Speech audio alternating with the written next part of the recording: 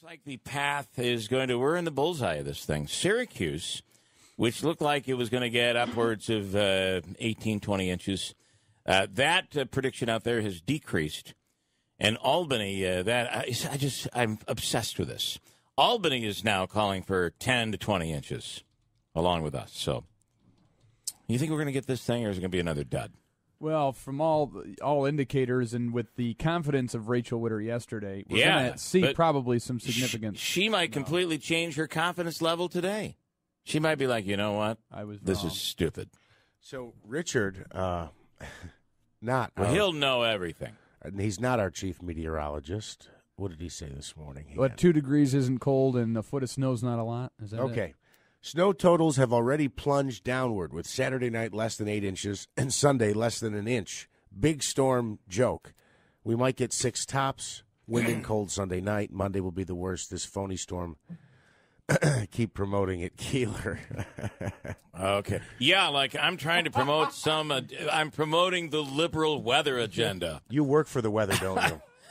Listen, Richard. You're on deep weather state. I don't like the snow. I hope it doesn't hit, for the record. Are you on Mother Nature's payroll? I am. She's been following the Halberter lead since that's right. he put me on payroll.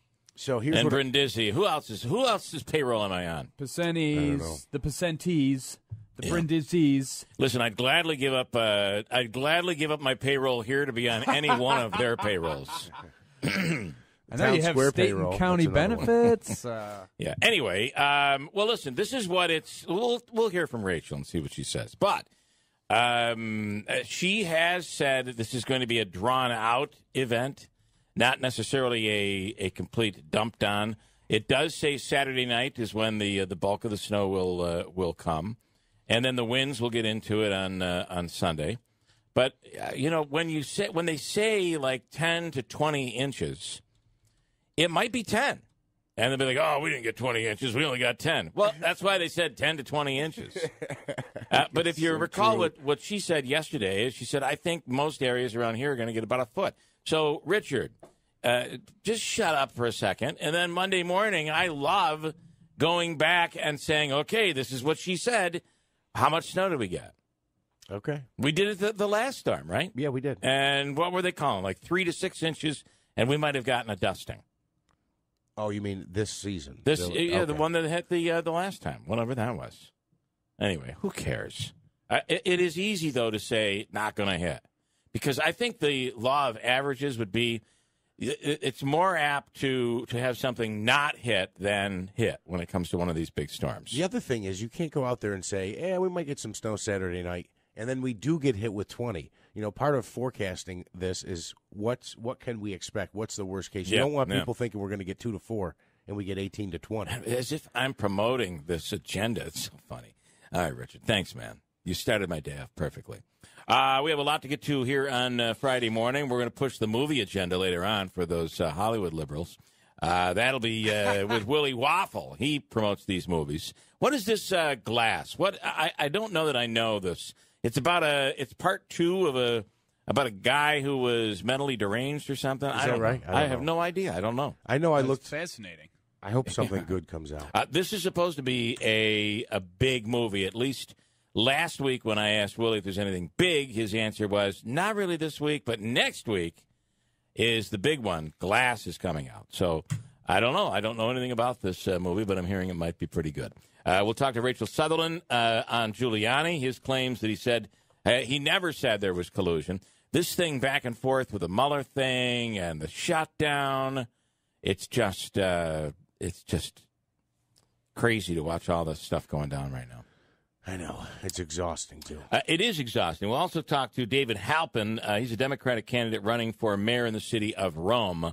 He announced his candidacy, I don't know, 2 nights ago? At least 2, or at the most 2 days ago. Honestly, I think he's been announcing it on Facebook for about 2 months now. So is he a different guy than the guy that said that Jesus asked him to run?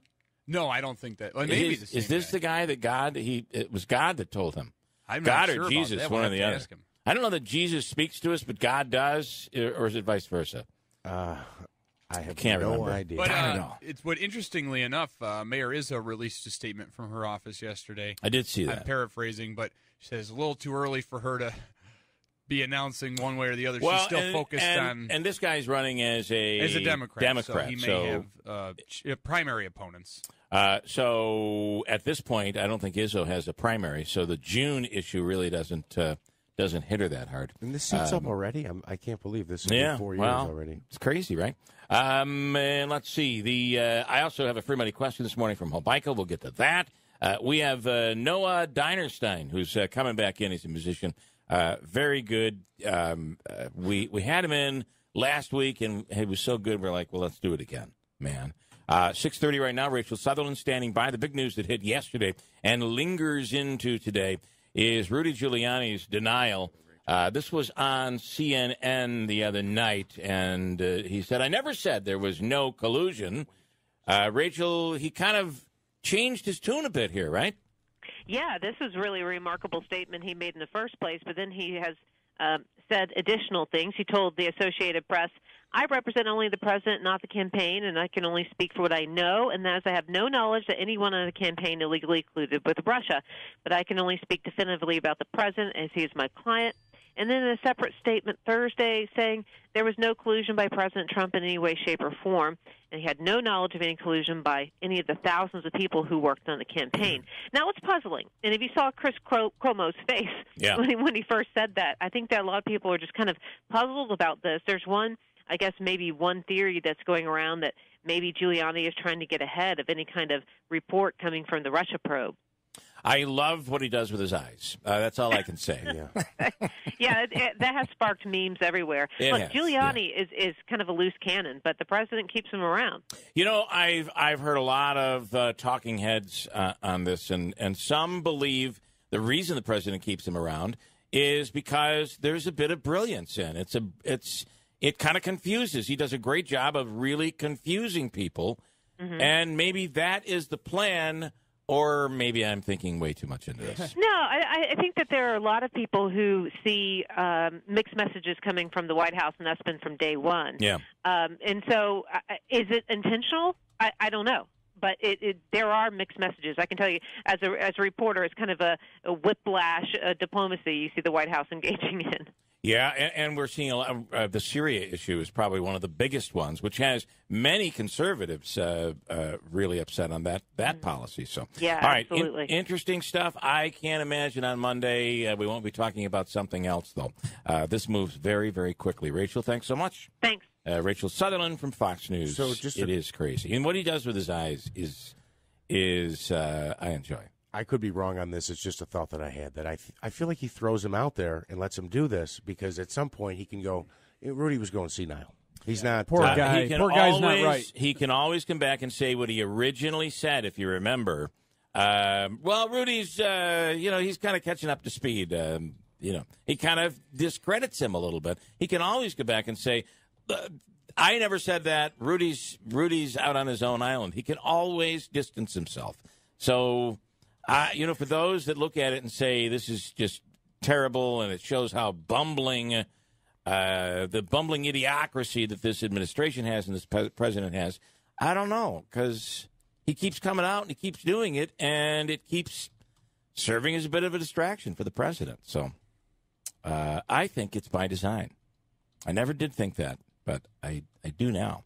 6:33. Andrew will update the news. We'll talk to Rachel Witter with an update on this storm that Richard says isn't going to happen. If only we could rely on Richard for everything, we would be so much better off. We'll come back in 1 minute with news. 6:34 WIBX. Heavyweight boxing returns to Turning Stone Resort Casino. Oh, what a right uppercut! Brian Jennings puts his IBF International and NABO heavyweight titles on the line against undefeated NABF champion Oscar Kaboom Rivas. Also in action, a stacked undercard featuring undefeated rising star Shakur Stevenson, the hard-hitting Jason Sosa. One shot and done! Friday, January 18th at Turning Stone Casino, Verona, New York. Tickets at the box office or go online to Ticketmaster.com. Rodgers and Hammerstein's Cinderella is the Tony Award-winning Broadway musical that adds some surprising new twists to the ultimate makeover story. This dazzling delight from the creators of South Pacific and The Sound of Music is impossible to resist. Rodgers and Hammerstein's Cinderella. Presented by Broadway Utica. For tickets, visit BroadwayUtica.com. Show date February 7th. Love it when you get on the phones in there. Scare the daylights out of me. Sorry. It's 6:35. Andrew with news now at WIBX. Good morning. WIBX 950 news time is 6:35. I'm Andrew Derminio. This update brought to you by Cliff's Local Market. They keep you going. It is 21 degrees and cloudy. A few snow showers early to start. Things will get worse tomorrow. We have that winter storm warning going into effect at noon. Full details on the way. The Madison County Sheriff's Office has made an arrest in connection with a threat made against Morrisville Eaton High School. According to officials, the school was placed on lockout Thursday morning after the principal opened an email from a concerned citizen advising him a 16-year-old female was threatening to shoot up the school. An investigation revealed the 16-year-old female had in fact posted comments on her Instagram about shooting up school and included photos of herself with what appeared to be a handgun. The sheriff's office located the female and took her into custody. The gun was recovered and found to be only a BB gun. She's been charged with making a terroristic threat, a Class D felony.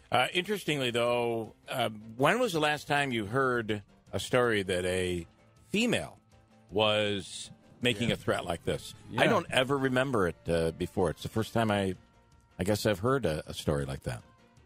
A Utica man was arrested for allegedly possessing 4 pounds of marijuana following a traffic stop in Albany County. State police stopped a vehicle on I-87 in the town of Bethlehem for vehicle and traffic violations. Troopers say they found about 4 grams of marijuana in the console of the vehicle and another 4 pounds in the trunk. 38-year-old Julius Labeda, who was a passenger in the vehicle, admitted to police the marijuana belonged to him, according to officials. Labeda is charged with criminal possession of marijuana and unlawful possession of marijuana. Fresh off launching a presidential exploratory committee, Senator Kirsten Gillibrand is heading to Iowa. She'll be in Sioux City today for a walking tour and house party with local activists. Tomorrow she'll be in Boone, Ames, and Des Moines to talk with potential supporters.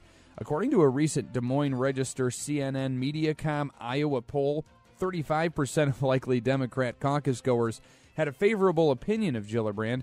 55% say they're still undecided. And a former Prudential Financial employee in Arizona is facing charges for sending threatening emails after he was fired. Police say the man sent emails demanding compensation and claiming he was wrongfully terminated. In some of his emails, he called his former co-workers racist, Nazis, and skinheads, and sent pictures of weapons with details on how accurate he was when it comes to shooting his gun. The man also reportedly sent emails posing as one of his family members to tell them he had committed suicide, going as far as even posting an obituary on Legacy.com.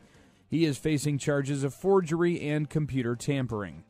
WIBX 950 News Time 6:38. Your weather forecast is live from Eyewitness News Chief Meteorologist Rachel Witter. Well, while he is demanding compensation, Richard is demanding condensation, and here to see if we actually get any of that is Rachel Witter, who's standing by right now, Chief Meteorologist at Eyewitness News. So the big conversation you hear at the coffee shop today is, I don't think we're really going to get this thing.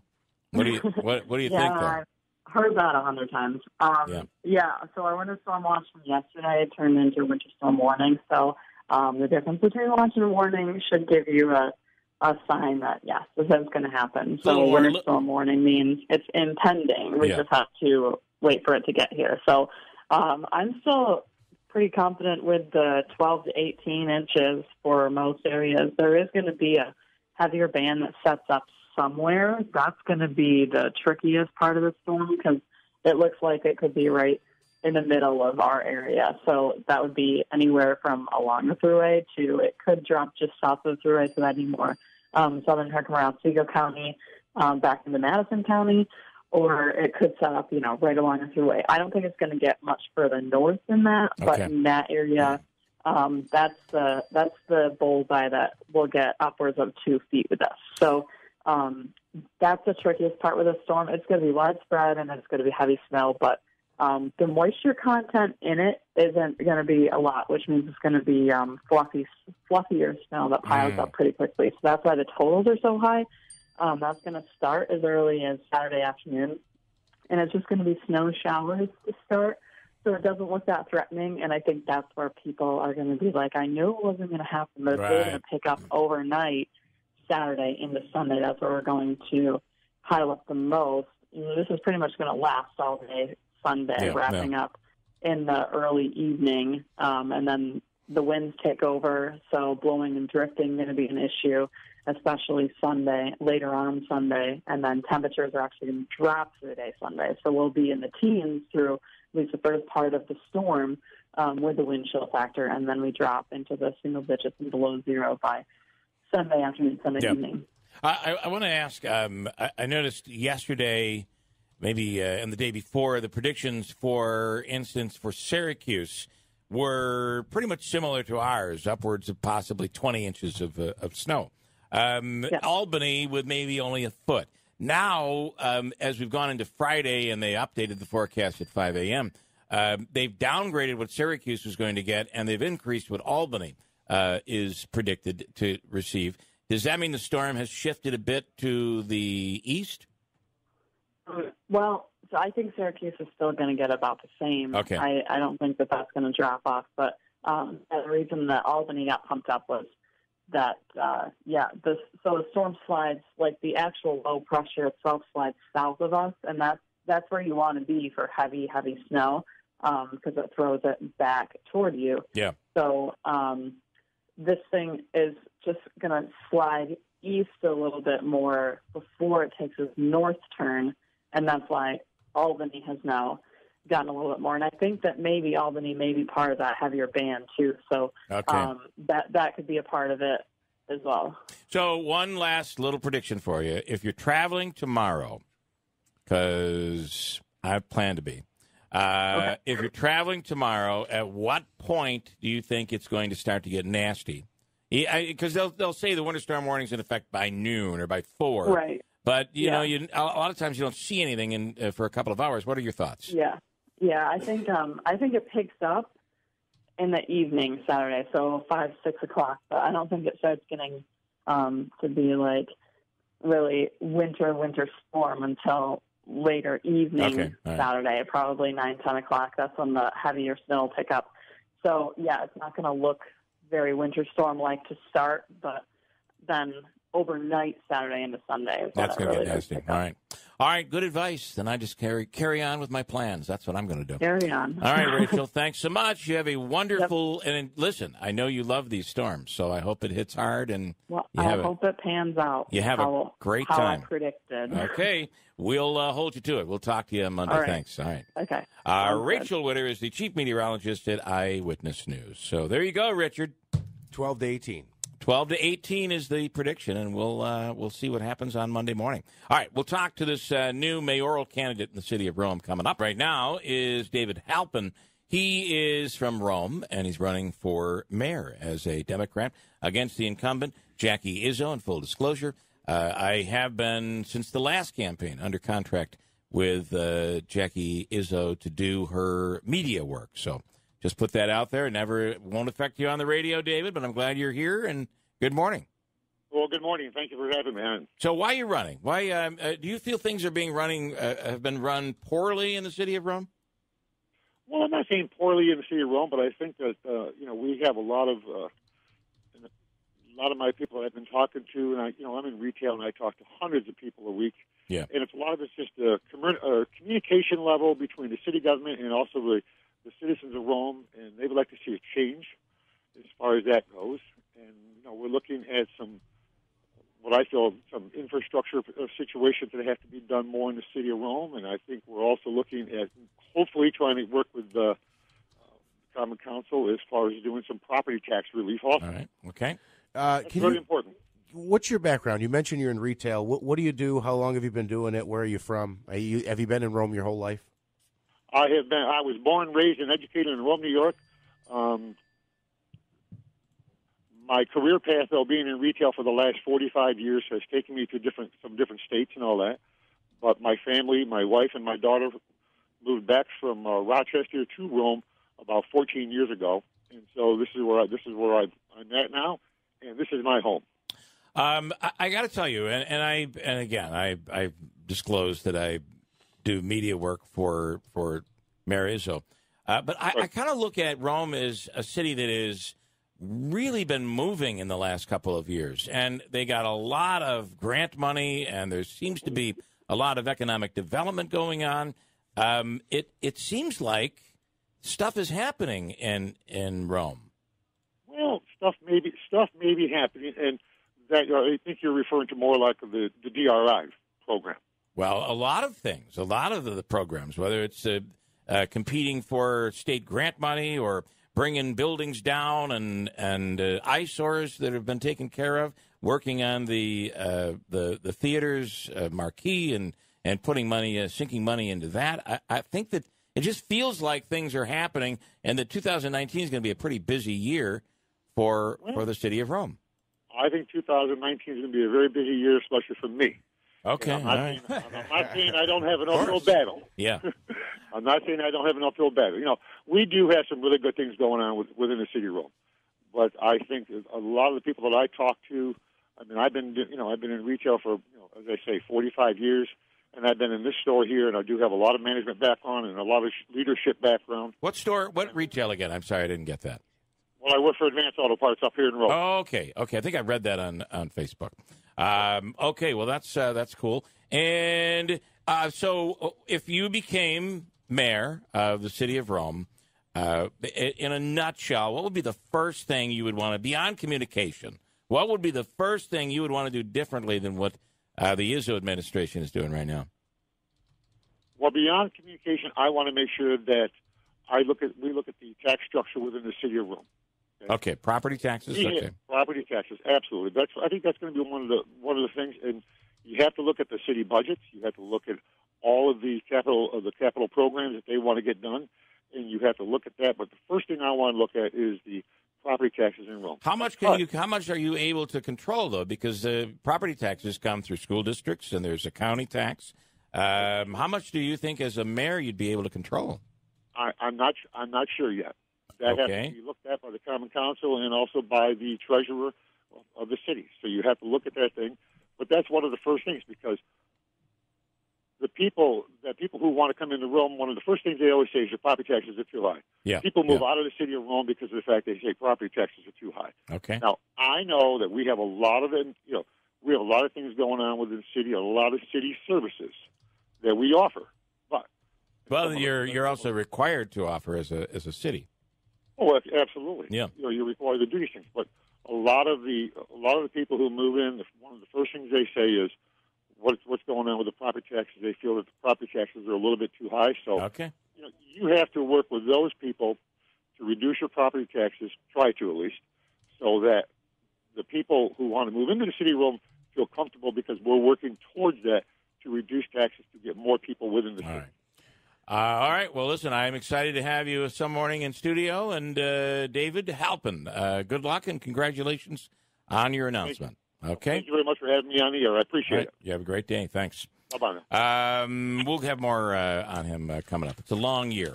And I don't, as of right now, he doesn't have an opponent for the primary, which we don't even know when the primary is going to be. And the statement that Mayor is, although it looks like it's going to be June, moved from September to June. What Jackie's statement was the following. It said, oh, come on. Basically, she said, it's a little early. I still have to meet with the party. It's a little early for me to get into Okay, here it is. Forth. It is a bit this is, and I quote, "It is a bit premature to begin thinking about the 2019 campaign season, and I continue to be focused on the many positive economic development projects and the day-to-day operations of our government in the city of Rome. Decisions regarding the mayoral election will follow conversations with the Republican Party leadership, my staff, and family in the next few months," said Mayor Jackie Izzo. I think we're all asking the same question here, though, is what would Richard think? That's what I'm thinking. Hang on, let me see if he's no, he hasn't. Willie Waffle standing by right now from wafflemovies.com. And good morning, Willie. Well, and good morning to you, too. The mayor has to seek permission from the party to run. Just run, baby. If you want to do it, just run. Run, Forrest. What is that all about? How much? How about the fact that they're moving the primary, which I think is a good thing ultimately, and early voting? I think we're going to have like 7 days in advance or 9 days in advance of elections and primary elections, where you'll be able to vote, and they're going to have to staff these voting locations. Most will be like 9 to 5, but on a couple of occasions it'll be nighttime and weekends. Voting. We're going to be voting. The way we vote is about to completely change. Well, and you know what's really amazing? I lived in D.C. when we did a lot of these things, where you had the weekend voting and the voting in advance. And people seem to be turning out, but I never saw any data that said that the turnout was higher, right? Because people had more. I mean, maybe it's out there and I haven't seen it. I don't want to automatically say it didn't work, but I think you have to look at the data and say, did more people vote? And was that worth the expense? Because you're right, the expense is big. You've got to pay people for 9 days or 10 days to staff these places and to be there at night and to be there on the weekends. And, it's convenient. I'll tell you, as a voter, I thought it was extremely convenient. I do think it's convenient, and I think you bring up a great point. I would think you might get a spike in the very beginning because it's new and people are getting out and voting. But what drives voter turnout? It's usually a big controversy, and that always seems to, or some candidate everybody's really, really into. Otherwise, turnout's kind of low. The other thing with absentees, I think you'll be able to do an absentee ballot.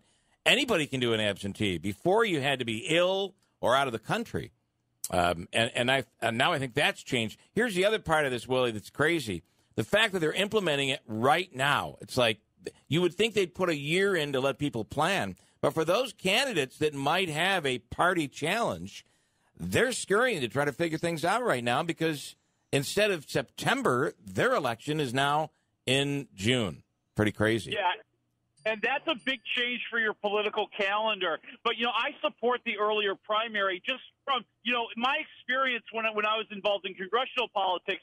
Everybody around the country would laugh at me because they already had their primaries wrapped up in June. They already knew who the Democratic opponent was. They already knew who the Republican opponent was. And they got a massive head start on their elections against their incumbents because of it. And they started getting an infusion of money that you don't get until there really is a clear member of each party running. So I think that's a really good thing. If anything, Cuomo, I'll throw this idea out there. Maybe Cuomo wants to do it this year because if you have problems and you have errors, you'd rather make them this year than next year when it's a presidential race and things are going to be a little bit more important. Yeah, you might be right.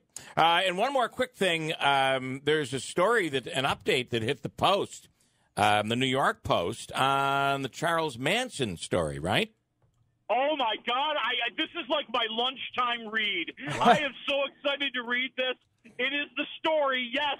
Other people outside of Marcy and outside of Utica have discovered your most famous resident is Squeaky Fromm. Oh, yeah. And by the way, our studio is in Marcy, so she's like a very close neighbor of ours. And this is just hit the New York Post. There's a whole background on it. They have a photo of her as well, and they I guess they're saying that she's living happily in upstate New York. And I think she listens to us every morning. She's squeaky clean now. She's just very, that's good. Very clean. Oh, that's good, Andrew. Keep cracking jokes, and I guess Andrew. the reporters tried to talk to her and tried to talk to her boyfriend, and let's say they were not forthcoming. Well, and that was the same. The last time it was, I don't know if it was the E! Network or somebody was trying to reach out to them. They got a very unwelcome welcome, if you will. So It sounds like nothing has changed. Okay, you have one movie to hit. Let's hit it. I have 2 minutes. The movie is Glass. It is Glass.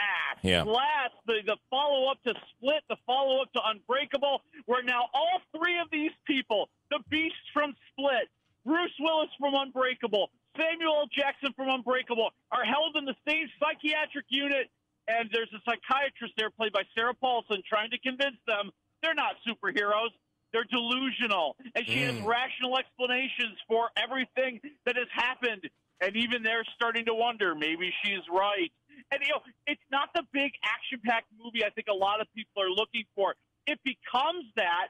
It gets much more action-packed towards the end of the movie, but it's a more cerebral movie at the beginning. It's more of a psychological movie, as each one is exploring what has happened in their lives and what happened in the past and questioning their being. I would say like 2.5 waffles. It's a solid movie, but I think people are expecting a lot more. Yeah. I know you were expecting a lot more. Yeah, I really was. I thought that it was going to be much more explosive than it is, but I think it's interesting. I think the thing you have to realize is there's a lot of talk and interesting theories about, what happens in your propels your future, the idea of comic books as modern folklore, true stories that we just can't prove, et cetera, et cetera. What, in your opinion, and I want you to be honest here, what was more entertaining? Was it the movie Glass or the story about Squeaky in the New York Post? Well, I've only read like the first couple of paragraphs. I'm already into prom more than I am Glass. Oh, wow. All right, Willie. Thanks, man. It's wafflemovies.com. Enjoy the weekend. All right, you too. I'll talk to you guys next week. Okay. A snowy weekend is what we're talking about. The full forecast coming up. If you didn't catch Rachel just a minute ago, we'll tell you what she said about this storm. Coming up, Julie says, I think a lot of people I think campaigns are already up and ready to go. And I agree. However, I do think it's caught them off guard because if you were planning on a primary in September, there's a money-raising issue that comes into play. If you haven't had your fundraisers yet, if you don't have a lot of money saved up in your account, then they've now trimmed a good 65, 70 days off your ability to raise money before the primary. I think that is significant. I think you're right, Mike also says, the reason I would never do early voting is so often something explodes politically right before the election. And then I would feel bad that I voted for the wrong person. He is absolutely right. It's why I wait until 8:59 to vote, because you never know. Something could have happened at 5 o'clock. But I completely agree with that, right? Yeah. I mean, think about, wasn't there a case just recently where everybody voted early, and then a story came out. It was really bad about the candidate, and he ended up still winning because so many people had voted for him. I can't think of the story, but I'm sure that's happened, yes. Yeah. What else do I? Oh, the squeaky from thing. Do you want to get into a little bit of this? Yeah. I think it's really quite interesting. And I would also warn anybody, if you're interested in going over and, some people just like to go near and see, that's the house. I'm going to get some pictures or whatever. I would warn against that. I don't think it'd be a good idea. You know that she was tied in with, allegedly, I guess, tied in with Charles Manson, and really admired Charles Manson, and was part of that whole Manson group. And her claim to fame, of course, is trying to take a shot at President Ford. The gun never went off, but she went to prison. She's also somebody who has escaped from prison before. So she's quite notorious. And in 2009, she was released from jail on parole. And the question here in the Post story says, how peaceful is Squeaky Fromm today? And this is what our neighbors are saying here in Marcy.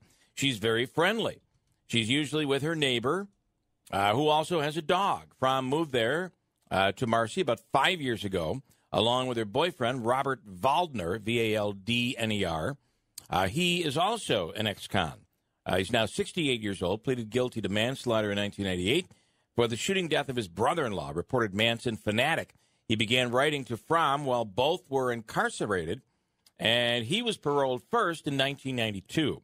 Today, says one neighbor, Waldner works at the nearby correctional facility. Quote, he's hooked up with the sheriffs, said the neighbor, who adds that the couple has never caused any problems. Find that to be interesting? I do. I'm not shocked that they lay low. Yeah, I Did you probably read the rest of that quote? Oh, yeah, there's more. Quote, they don't get involved in drama, said the third resident. They're not ones who are out saying, oh, look who I am, bragging about their past. Yeah, End quote. Only in America, the story says, could a would-be presidential assassin live out her days in rural upstate New York, publishing a memoir she once reportedly considered too incriminating. that was released, I believe, last year. It's quite interesting. Yeah. Gets into the whole the relationship with Manson and all of that. One that lionizes Manson while neglecting any mention of the murders themselves, the backdrop for Quentin Tarantino's forthcoming Once Upon a Time in Hollywood. That's going to be interesting. Brad Pitt's going to be in that movie. Nice. Leonardo DiCaprio as well, and Dakota Fanning as the person who's going to play Squeaky Fromm. That'll be interesting. I wonder if she'll go see the movie. She's got to see it, right? You think she'll We'll be just out? go to every showing at Marquee until we I see think it. I think she'd have to see it. And I wonder if they would even consult her. They'll probably use her memoir, but, you know. Anyway, as for that new life, some things don't change. The house she shares with Waldner is decorated with skulls. Fromm's hair is long and red again, and her boyfriend keeps a baseball bat, which, as he made clear to two Post reporters who approached him, he's not afraid to use. And I believe that same thing happened when another reporter about 4 years ago tried to visit and interview them. Probably something you don't want to do. Hey, Davey, up for a ride? Want to take a ride? Where to? Squeaky's house. Yeah, where? Yeah, nah, I'm not going to send you there. Okay. That is so. It's interesting, right? It is interesting. And at least the last story, no one talked to anyone. They were threatened supposedly by the boyfriend, but this one they talked to neighbors, and it sounds like they're decent. They're decent, friendly neighbors. Well, yeah. Again, they're minding their own business, and that quote is funny. They're not out there saying, you know who I am. Yeah. I'm the person. By the way, she was the first female in U.S. history to ever attempt to assassinate a U.S. president. So, she holds a record right there. Yeah.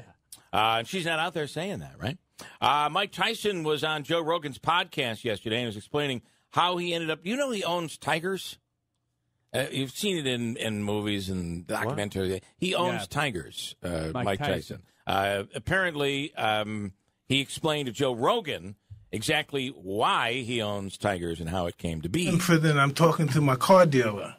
He has some cars that belong to a friend of mine that's both a friend of ours, and he's discussing if he doesn't pay for these cars, I'm going to sell these cars to somebody and get some horses and stuff. I said, well, you can get horses? And trade horses in for cars? Because I had a lot of cars, so I said, I'll probably get some horses too. And he said, yeah, man, you get cougars, lions, tigers. I know this guy got exotic. I said, you do? Can you get me some tigers? He said, yeah. And the guy told me, and the guy said, man, imagine how cool that be you be, because I had a bunch of fancy cars. Imagine that, man, you be in an Aston Martin or a Ferrari, you have a tiger right next to you. I struggle understanding what he's saying, to be honest, but I think I'm getting a little piece of it that he likes tigers. He likes tigers. And what has happened to Chris Hansen? Oh, do you know who I'm talking about? Chris? Dateline NBC. So what were you going to do with those? Not just Dateline. He was To Catch a Predator. To Catch a Predator, yeah. which was born on Dateline, yeah. It was, but he is in trouble. Yeah. Apparently, don't tell me. There's been a bit of a fall from there's been a bit of a fall in his career, and he tried to set up something on his own, and he's been doing GoFundMe and all of this stuff. There's been a fall in his bank account too, and it turns out he bought equipment and bought things. Checks bounced, and they bounced again, and they bounced again, and he has been arrested for grand larceny. You're kidding? Yeah. So what happened? Ever since he was predator. typecast as a reporter, he was storycast. That's what he was. He Might be, yeah. What he was trying to do is launch his own version of To Catch a Predator. He was trying to relaunch it. So that apparently went away from NBC, and he was trying to relaunch the thing on his own. He had a Kickstarter campaign in 2015. He was trying to raise about $75,000. But after these bounce checks started coming out, he was arrested this week. Wow. So, yeah. His confrontations with the alleged suspects were always great. So what do you have in that backpack? Do you have and his with his delivery voice and an amazing voice. Remember, what were you going to do with those? A very deep voice that you can really pick out in the crowd. Hold on tight. We have a free money question coming up from Hobika. It's $100. Yesterday we had a $500 winner. Additionally, I should say, we have boxing tickets tonight at the Turning Stone Resort and Casino. We'll give you a chance at those coming right up, 722 with WIBX. Rachel Witter saying the storm isn't really going to hit until nighttime. What are you hearing? So Lindsay from the Comets texted me last night at just after 6:30 saying game time for Saturday has not changed at this time.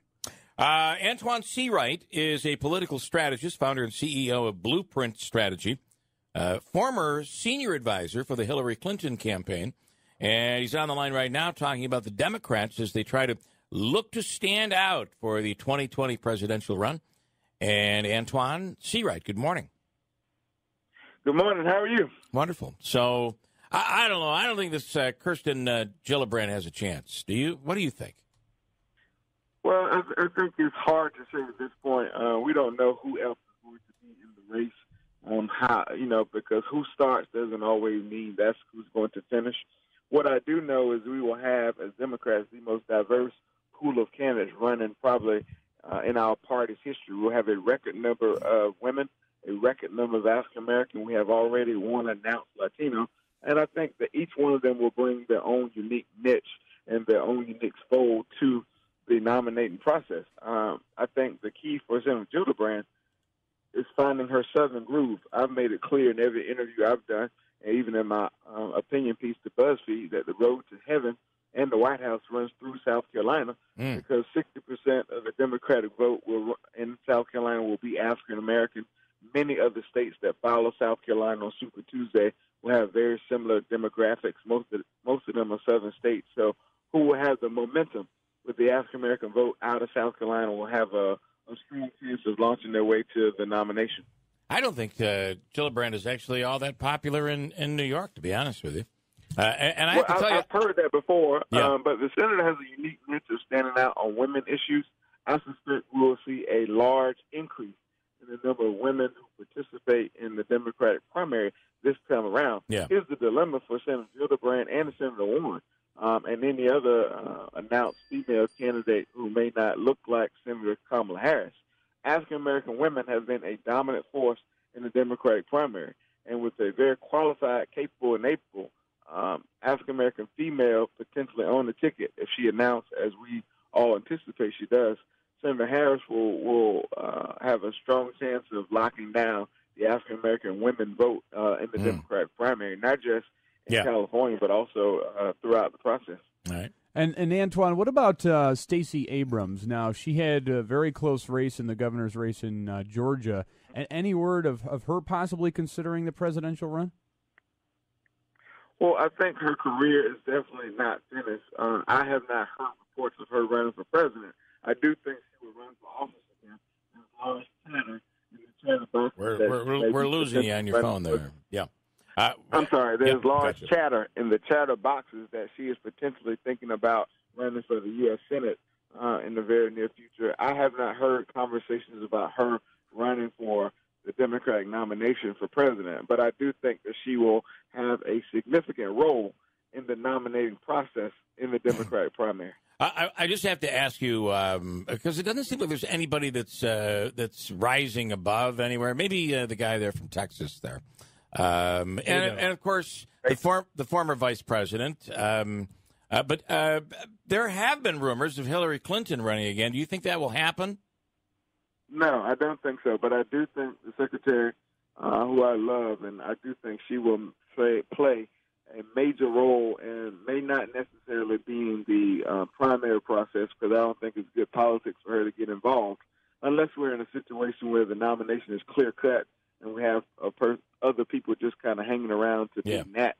But I do think she will play a role in helping us elect another president in 2020. I don't see her running for the office again. All right. So from all indications, it seems like you're thinking a female candidate will be the person. But what about Bernie Sanders? It seems like he was kind of close. I know that there's a split in the Democrat Party over some views, especially when it comes to Bernie Sanders' views. But do you think he's got a strong possibility of candidacy again?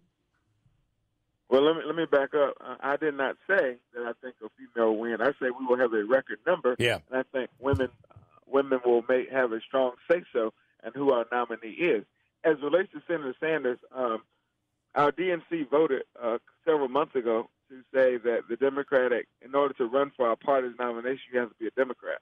I think Bernie Sanders is a declared independent. In fact, he turned down the Democratic nomination in his home state of Vermont. So I'm not sure how that plays out into our. Well, you might see him running as an independent and as a third party candidate. I do believe the senator from Vermont, the independent senator from Vermont, will have some of the same challenges he had in 2016, particularly with African American voters, and with Gillibrand and Elizabeth Warren running, and maybe even Joe Biden. I'm not sure that the same momentum and his message will resonate as well as it did in 2016, and the fact that you will have at least 2 African Americans and 1 Latino candidate on the ticket. I'm not sure where he picks up steam to push his engine down the road. Hey, Antoine, I just have to ask you, on election night, how surprised were you that Donald Trump won?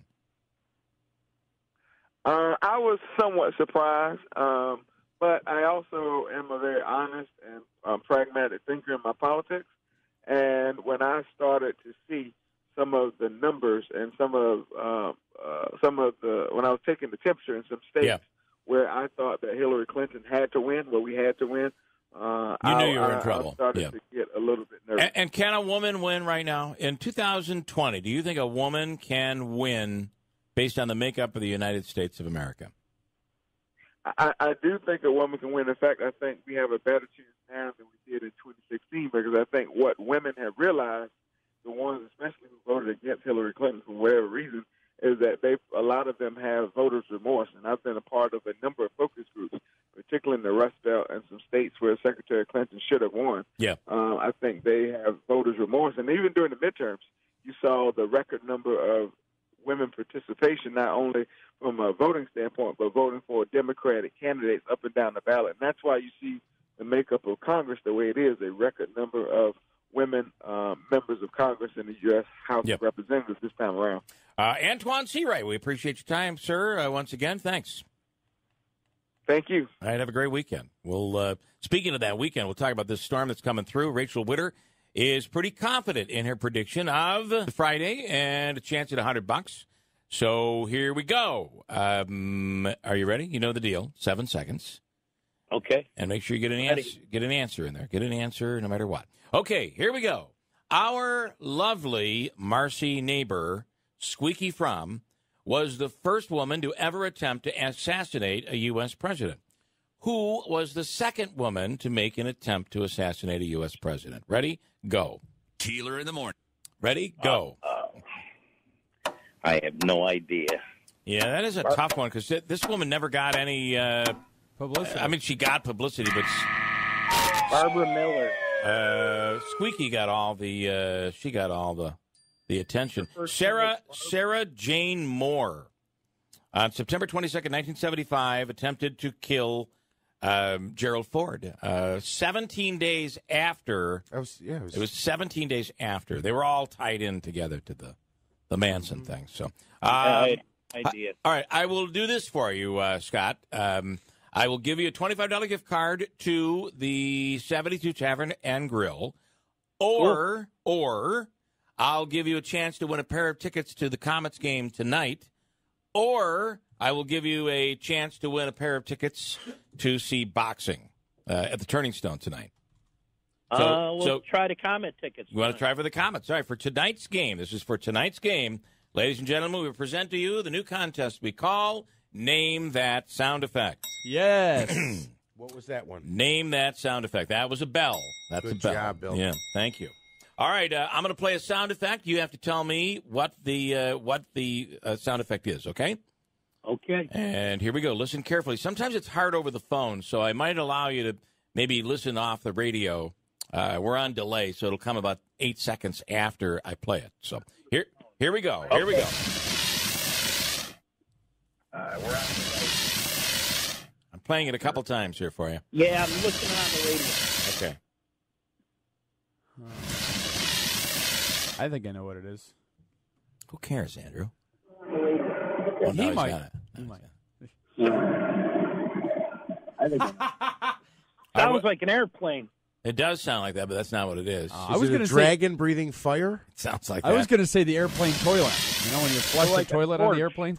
Like a torch? It does. Let's listen one more time. I was going to say the airplane toilet. Could be an air hose. I'm going to give you a clue, okay? I'm going to act it out. I'm going to act it out as if the device is actually in my hand. Are you ready? Oh, my God, the curtains are on fire. Oh, fire extinguisher. It's a fire extinguisher. That's right up to the mic, must be. That's a loud fire extinguisher. Well, I don't know how you did it, Scott, but you pulled it off. Oh, and man. Davey's going to hook you up with Comets tickets tonight. It's a big weekend, by the way. There you go. A very big weekend tonight and tomorrow night. It's part of the Save of the Day Foundation, Rob Esch's foundation. And for if you got into the 50-50 raffle, they're taking Wednesday, Friday, and Saturday and combining it. So the raffle will probably be about $20,000. Oh, wow. Tomorrow night. And there's a deal. $20 gets you 100 tickets. Oh, that's a deal right there. Yeah, until you lose. Yeah. Well, you got to for take a good shot. cause, though, Bill. It's a very good cause. So you hold on, and Davey's going to take care of you. All right. Thanks, Bill. All Have right. a good weekend. You too, Scott. Thank you. These sound effects are kind of hard. At least everybody knows there's a fire with that thing. I do think that what you can do is a lot of times in movies you'll see sound of like Paul Buckley was saying yesterday. If you need the sound of a punch, you get meat or something, and you record it. I mean, sometimes in radio we have to do a commercial. You need a sound effect. You can't find it. What do? You try to make it. Yeah. And usually doesn't go well. Well, and a lot of the times is the sound effect is not actually what that thing is. They do some other crazy way to get the sound effect. I often find that what I will do, like if I'm oftentimes if I'm producing a TV commercial and you have like this swoop come on through, like you see a beer can that goes flying through the screen. You need a sound effect for that, and I go looking for it, and it's what is it? Is it a whoosh or a swoosh? A swoosh? But I find it's easier to just open the mic up and just go, whew, and it works. So sometimes those sound effects you see in commercials, it's just a guy at the other end of the microphone going, That's the one. It's almost a sucking That's sound. a good one. Yeah. But this is a fire extinguisher. Yeah. I'll throw a couple of others at you. You want to do the boxing tickets right now? Somebody mentioned flamethrower. Davey, when you're done with Scott, let's take caller number 3 for boxing tickets tonight. This will be for boxing. Please only call if you want boxing tickets for the Turning Stone Resort and Casino What was tonight. that? I'll give you details. That's like a punch. Yeah. That's a pretty good sound. It's Andrew's punch. It sounds more like a slap. Here is, you mentioned flamethrower. You want to hear what that sounds like? That sounds like a demonic voice. Yeah. None of these are a dragon breathing fire. I have a dragon. Do you want to hear a dragon? Yes, I do. To me, that's a dragon, to be honest. But Yeah. you got to have a little growl with it. Here is a... The dragon was the first flamethrower, if you think about it. I got to find dragon. I know I have it. Drink.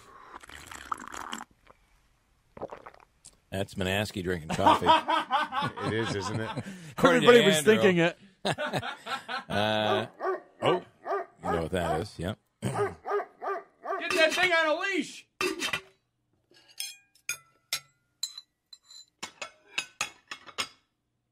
Dishes. Good. I don't have a dragon, but I do have a dinosaur scream. Would you like that? Oh, yeah. This is a dinosaur hiss and a dinosaur growl. How the hell do we know, though, really? I know. We don't know. We're just making that up. Do you have me? Do you have someone for us here, David? What do you have? We have Santo from Sequoit. Santo? From Sequoit. Hello, Santo. Hi. How are you? What? Explain that name to me, could you please? An Italian name. It means Italian. saint. Oh, it means saint. Santo. All right, that's really cool. Okay. And you're in Sequoia. We're going to do the same thing with you. We'll do a sound effect, okay? Okay, good. And all you have to do is, this is for boxing tonight, and I got to grab my sheet on it, but it is tonight. If you've not seen at the event center boxing, it's an awesome night. Tickets begin at $35, and these will be on the house for you. And I know 361 show is the phone number. Santo, if you don't win today, you can call up and buy the tickets. Bryant Jennings is fighting tonight, and he's a big name in the heavyweight world. Carlos Rivas, I believe, is his opponent, maybe? Yep. Big night.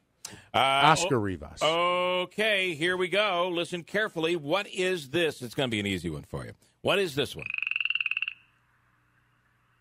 Oh, yeah. You know, because I got to tell you, when I hear that sound at night, I've always kind of wondered what it was. But it's not as easy as you think. Do you guys know? I have a guess. What do you think, Santo? No, it's cricket. Not a cricket. Is it a frog? Well, yes, it is, Jeff. Huh. You get the tickets. Yeah. That Sorry, is a Santo, frog. you're not going. Jeff's going. No, I'm not. That is a frog sound. Yeah. Oh, wow. Well, that blows. I'll give you another one. Let's. Okay, He here's already one. guessed. He was wrong. I know, but What are you getting mad at me for? What, you want me to hang up on him? I'm going to give him another chance. How to long win. have you worked in this show? We know that nobody's a loser here. Everybody wins. Okay, here we go. Here we go. Listen to this. Oh, I know. That's easy. God. Kind of hard to hear over the phone. It is hard. It is. Let's see. I'll give you a clue. I'm going to act it out. Okay. Let me put the garbage where it's supposed to go and then put this on. Okay. Putting the garbage can on the lid? Yeah, putting the lid on. Way to go, Bill. You're going with your own tickets tonight. I usually put the lid on the garbage can, have the garbage can on the lid, but you could do it that way, I think. Sit tight, Santo. You've got the tickets, all right? All right, thanks, Let me make it pretty You'd have pretty to do that pretty easy quick, here, you know, so. just like really quick. Davey, take care of him, and I believe that's a will call issue, so you can handle that. Okay, For well, there you boxing, go. yes. Boxing, Comets, and a chance at $100. Pretty good. Not bad, right? Yeah. For a Friday morning. Got a break. 7:55. The storm update, according to Rachel Witter, chief meteorologist at Eyewitness News. She is predicting, before this is all said and done, 12 to 18 inches of snow. And probably the storm feel, it'll feel more like a storm by evening tomorrow and not necessarily during the day, even though the Weather Service, I think, has the storm officially, the warning going into effect at around 4 o'clock. She doesn't think we'll really feel the effects of it until nighttime. But when it's all said and done, 12 to 20 or 12 to 18 inches is what she's called. He is up on, what, Vickerman Hill? Where's he located? Hold on, I got to get your mic up. Vickerman Hill is where he And is. he said... And he said that the snow started actually a little bit early, 5 minutes earlier than the app predicted. So, it's, well, the app predicted the snow would start here at 7:48. So, okay, and so I heard from Tim this morning who said the snow started at 7:48 at his house. who needs the employees at National Weather Service that are furloughed when you've got that app? I mean, just the accuracy. Well, I think the employers are the ones that feed the information. Oh, yeah. That's a good Don't point. you think? Yeah, thanks, Andrew. I will say the app is almost always accurate. So I'll be like out and deciding I'm going to cook hot dogs in the backyard on the barbecue, and all of a sudden rain will begin in 20 minutes or something. And I'll be darned if it stinking rains. It's crazy. Well, but you say it's always accurate, but it changes every 10 minutes, doesn't it? Well, what I've done, I figured out, is the weather people have finally figured out how to predict the weather 10 minutes out. Right. That's awesome, right? I mean, that's really a great accomplishment. And it always changes. I bet you we have the same phone. We have a different model. But mine doesn't. Mine is accurate, I'm saying. When they tell you it's going to rain in 10 minutes, it does. Okay. That's all I'm saying. I think you got an old phone. That's your problem. The OD, there's an interesting little story in the OD today on page A3 about they found they uncovered more history as they're digging over near the Observer Dispatch on Oriskany Boulevard. The DOT found it? Yeah, well, this might have been United Civil found it. I'm not, they are excavators, I guess. Okay. So they were digging and they found old newspaper clippings. And there's a picture of it in the paper. It goes back to 1921, which is kind of cool. There's no chance they were digging and they hit one of the OD's vaults there? Could have happened, yeah. I mean, they found newspaper clippings. Yeah. It's the newspaper. That's a very good point. Yeah. Anyway, it's kind of cool. They had also found a time capsule a while back, which was kind of cool. That construction will go on for a long time over there, though. Okay, in studio right now is Melanie Cook and Christy Smorrell. Do I say that properly? You do. Christy, good morning. We have big plans, and hard to believe we're already talking about this, but we are. We're making our way through January, and before we know it, we'll be moving into the Heart Weekend and the Heart Radiothon. So, coming up faster than you think. Yeah. All right. So what's new this year? What's big plans, we're told? Well, I'm new. Hello, you are new. I am new. new. And where do you come from? So what's your story? I come from Utica. Okay. I'm local, born and raised. Mm-hmm. I have actually been a volunteer with the Heart Run and Walk for, I want to say, like 10 years now, almost. But I was working with the telethon. I was behind the scenes doing all the small volunteer stuff, and I moved my way on up to the radiothon, and I'm the chair now. All the fun is radio. It is. It is. That's where all the fun is. So what do you guys have planned? So. Well, it's going to be another great weekend. Hopefully this year the weather will not be like it is today. Yeah, or like it was last year. We're hoping for sunny skies, but you know what? No matter what, people still come out. Last year there was snow, but the crews cleared up the roads, and we still had a great crowd. So we're going to have another great weekend. We've got the expo on Friday with the Radiothon, a big part of that, and we'll be back out on Saturday. The routes are the same this year. And, you know, over the past few years, we've streamlined some of the buses and the start lines and things like that to make it easier. So we're continuing with that, and we're looking for a great weekend again. Yeah. Last year was the big snowstorm, if you remember. That wet, heavy snow came down, but still everybody came out, and that kind of makes it cool, I think, when it was, you have those something to talk about. It did add a little twist to the weekend, but again, we give all the thanks and praise to all the crews that cleared the roads, throughout the college and throughout all the surrounding towns where everybody walks through. It was amazing to see, and Saturday turned out to be a pretty great day. It brought everybody together. Everybody was very helpful. Like, do you need a ride? Can we help you? Can we I think dig you there was out? a lot of that. It was yeah, great. You're absolutely right. We also do a thing, the treadmill challenge is always pretty cool. That is new, but you want to talk about that and how you guys what you have planned for that? So that is the Radiothon's baby, I guess I'll call it. It is. We have a lot of local celebs going head to head, trying to raise money, sweat until they make enough money to get off and stop sweating. How do we normally do it? Is it they stay on for an hour, or they stay on until they raise so much money? $300. That is or $300. But I have to tell you, most of them raise more than $300. Yeah, and the big competition every year, that's Sheriff sure to Mayfield. be and Jen Venezio from Body by Design. Mm-hmm. The Smack Talk already has begun. Yeah. Early on in 2019. Never too early for that. No, never. I completely agree. Obviously, this is all part of the Heart Weekend. So this money, can you talk a little bit about the money and where the money goes and what it is used for and how important this really is?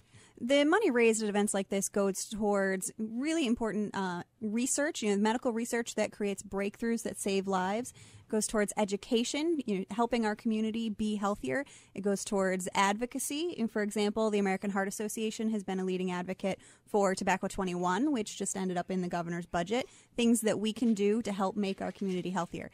And right here locally, for example, we just earlier this week announced our community impact grants, which are opportunities that we have to actually fund local programs that are working with the community. For example, one was pairing seniors with physical therapy students to help them get active in a safe environment. There were a few to replace AEDs so that if something happens, they are prepared for an emergency. So these are ways that we can really make an impact locally, and we wouldn't be able to do that without the incredible support that we get for the Heart Run and Walk. And our radiothon goes on right in the middle of the whole expo and everything happening over in the Utica College Gymnasium. That's always cool. And there's always a ton of stuff, and you walk away and your bag is always full, and get your blood test where what are they screened for? Cholesterol usually. Cholesterol, the good and the bad, blood pressure. Also your blood glucose, your triglycerides. Thank you. Bless you. And they actually will have somebody to sit down and talk with you about your results, too. So it's really important to know your numbers and you can understand them. Wasn't there a story about somebody that actually did the test and they went right to the emergency room? I remember, maybe not last year, but it might have been the year before that happened. You remember that? I remember a former personality here in the building had that happen to him maybe 15 years ago. Really? Yeah. It actually happened to him, but I think that's happened to other people as well. Anything else you guys want to add? It's what are the dates, by the way? It's March 1st and 2nd, the Friday and Saturday of that weekend. The Friday is the beginning of it. The treadmill challenge is Saturday, right?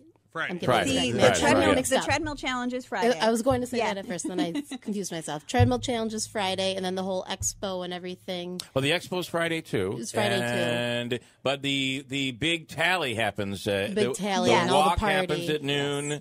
Have we been drinking? I feel like I've had cocktails this morning. Maybe they're putting something through the air. So Friday has the treadmill challenge. It has the expo. Saturday we'll have the all of the different walks. You can come to the gym and then take shuttle buses to other start lines or walk out to the start line. Tally and then, comes and we. Yep, at the end of the morning, early afternoon, we'll announce the big total. And I wanted to add one. You always do the history of the Radiothon, how this whole thing started. And it was a personality, a sports guy here at WIBX years ago. Ralph Allinger was on his way to call a game, had a heart attack, suffered a heart attack behind the wheel, crashed. Ultimately, he never recovered from it. So the station started this, I think we're going on 48 years here. 48 years. 48, yeah. As a way to remember him and raise some money in his honor. Cool. Yeah, we're celebrating the 45th of the actual run walk event, but it's really because of you guys. You guys are the ones that started it and really got everything kicked off, and we were able to start the walk because of that, and I love sharing that story with as many people as I can. So awesome. Thank you. Well, guys, thank you so much. We're excited. Melanie and Christy, it's going to be a great year. Every year we seem to grow a little bit more, so awesome. Thank you, guys. Thank you. We'll break and get back 8:22. I want to talk a little NFL, the games this weekend, and Brandon Lang will give us his picks. I'm dying to find out how he bet on the Syracuse-Duke game. Because it was there was a big spread. It was like 17 points, I think it was. They dogs by that much? 17 points. Get out. Yeah. So we'll find out with Brandon Lang coming up at WIBX. Final NFL games are this Sunday. That is before the big Super Bowl. And, of course, the biggest game of all is the Pro Bowl. That's we sit around, we have a Pro Bowl party, and it's a good time. It's a real. I like to see what commercials are going to air during the Pro Bowl. There's a drinking game. Every time something happens that you don't care about, you take a drink. They never go far enough with the music either. So I always hire a band for my house so at halftime when the band kicks in, and it's a good time. It's Pro Bowl weekend. Former Undersheriff Rob Swinskowski will be singing in his living room for the halftime show. Yes, he's our star of the show. I also find it very interesting, and it must be they just didn't.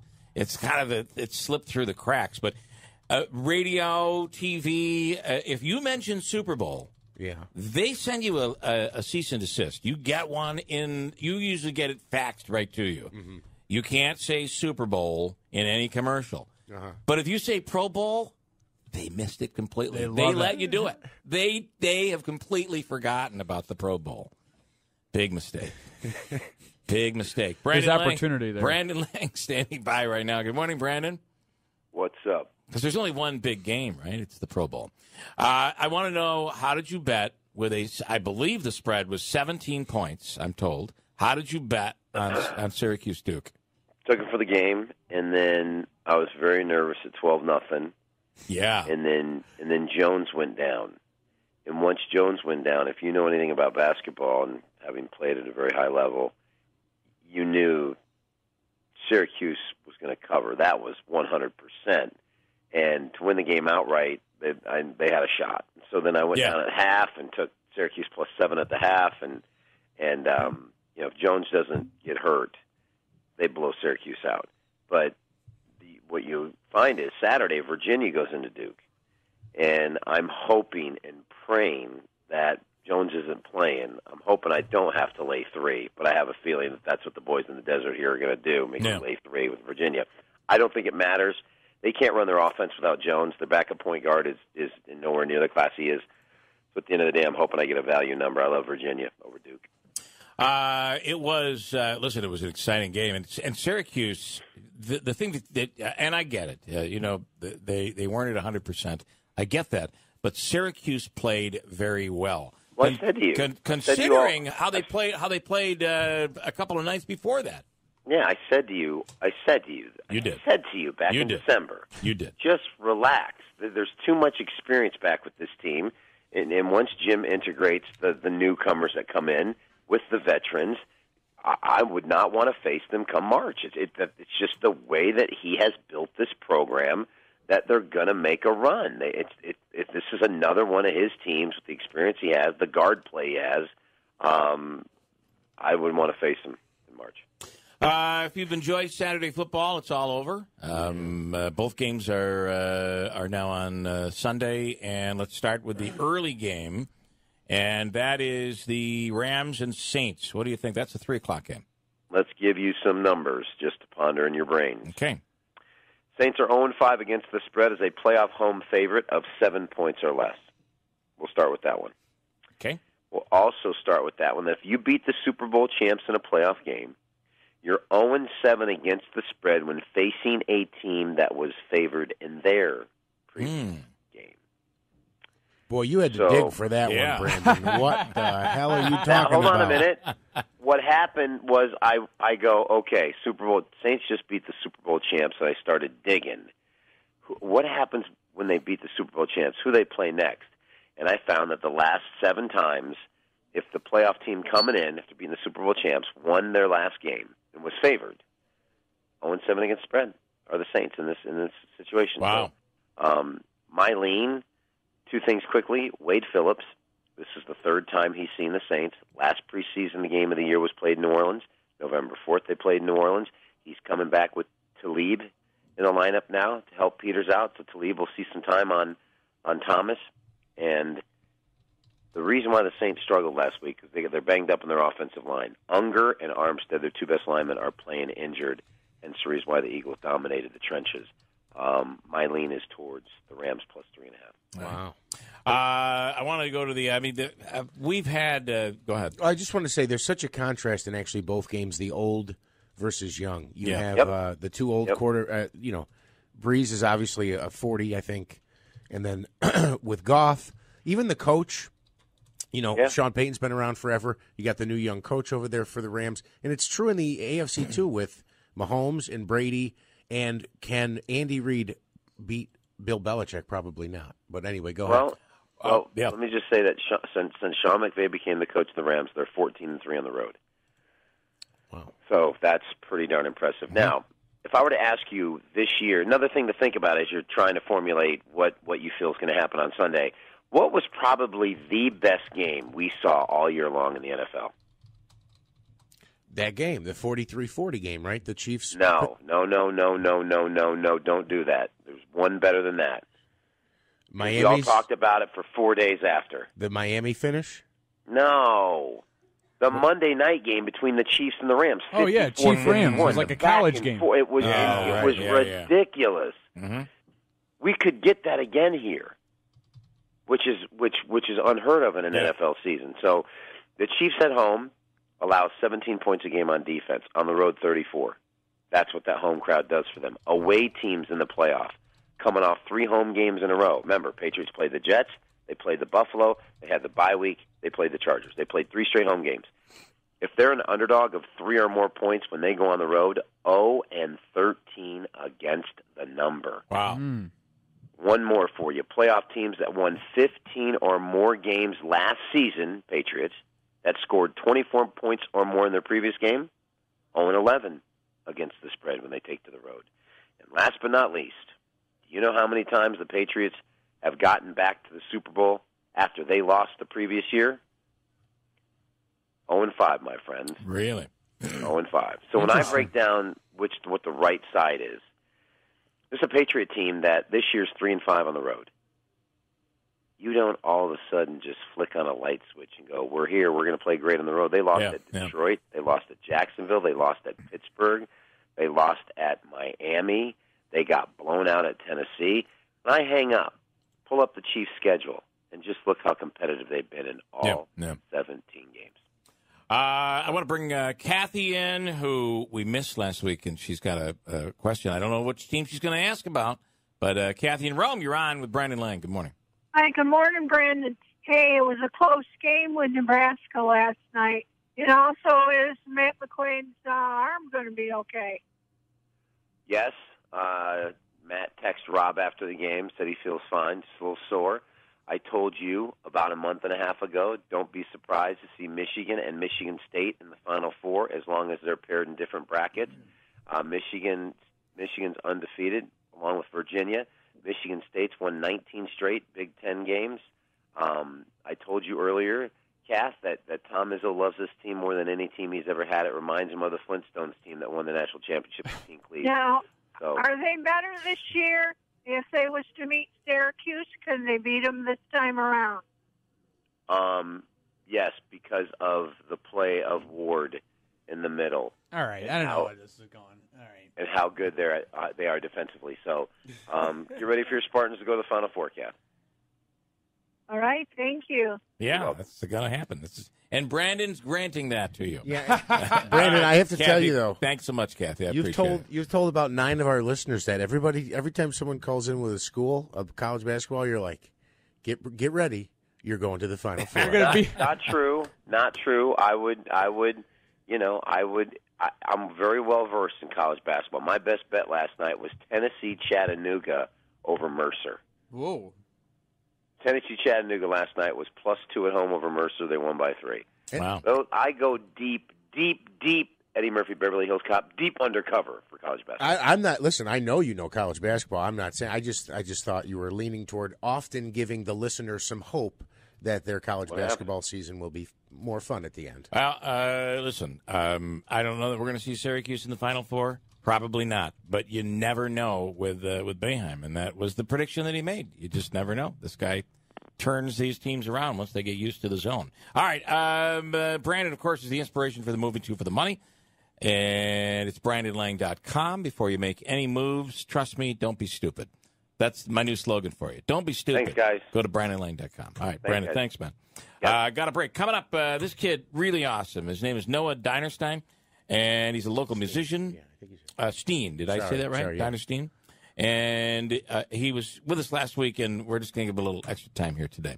He's awesome. Back here in the studio, kind of a funny story with Noah last week, and this is, Noah's back because we really like him, and I think he's very, very talented. Good morning, Noah. How are you? Good morning. Thank you. B, he's back because we were running late, and by the time we got him in, the TV cut off, and we angered his grandmother. Yeah. Nana's very upset. Yes. She woke up specifically for it. Mm-hmm. She had it tuned to the right station, ready to rock. And we blew it. Yeah, cut right to Chick-fil-A. Mm-hmm. Yeah.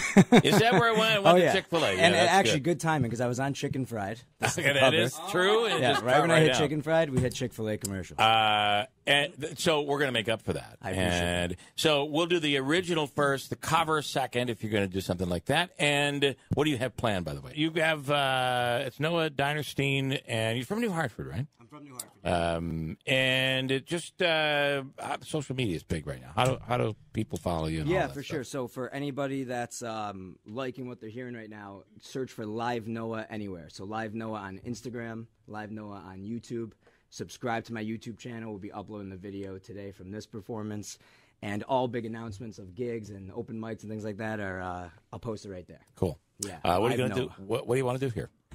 Do one more. We're going to do a cover. Just wrote it. A friend of mine asked me when I moved back home to Utica, are all your friends bartenders? Because I kept telling these stories. So that line was, that line was floating around in my head. So I wrote the song. This is brand new. First time we're playing it. All right, here we go.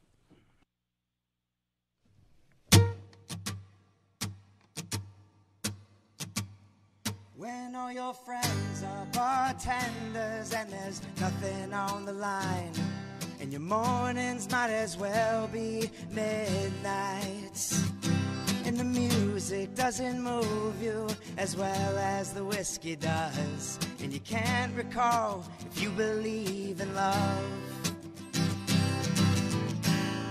and you're picking up what the devil's putting down, yeah.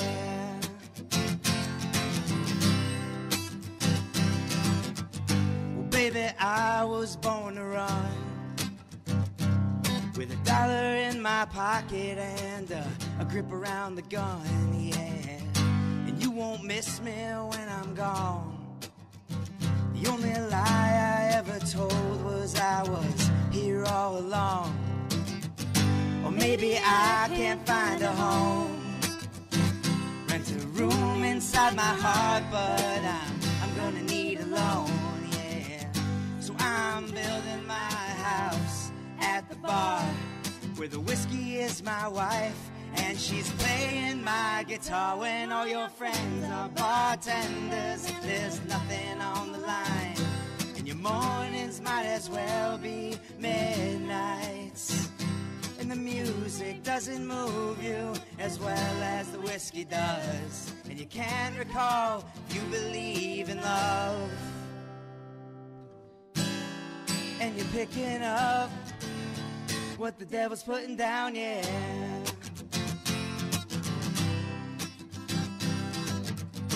When I'm high, when I'm low, there's a light on the corner that it always lets me know, yeah, that you can find a friend inside. They'll be there for you your whole life, or at least till closing time. When all your friends are bartenders and there's nothing on the line, and the mornings might as well be midnight, and the music doesn't move you as well as the whiskey does, and you can't recall if you believe in love, then you will find yourself, and you're not alone. You will find yourself, and you're not alone. You will find yourself, and you're not alone. You will find yourself, and you will be home. I'm changing everything after one more drink. Love it. That is really an awesome song. Very cool. Thank you. You know, you have an original song that is catchy, and you start to kind of you heard it for the first time, and all of a sudden you're figuring out the chorus. And Yeah. that is the sign of a good. Oh, good very song. cool. So, I appreciate that. really cool. Yeah, and thank it you so makes much. sense too because we've all kind of been there. Yeah, exactly. We've all been there. You All right. relate. You relate. Great job again to follow you. Instagram. Yeah, and- Instagram's Live Noah, YouTube channel's Live Noah. Make sure you press that subscribe button to the YouTube channel, and you'll get announcements forever. All right, cool. Thank you. Great Thank you. harmony as well. It Thanks was a so pleasure. much. Thank All you so right, much. we'll come back. I have boxing tickets to get rid of here. Oh, you're going to like this. Your chance to win is next year at WIBX.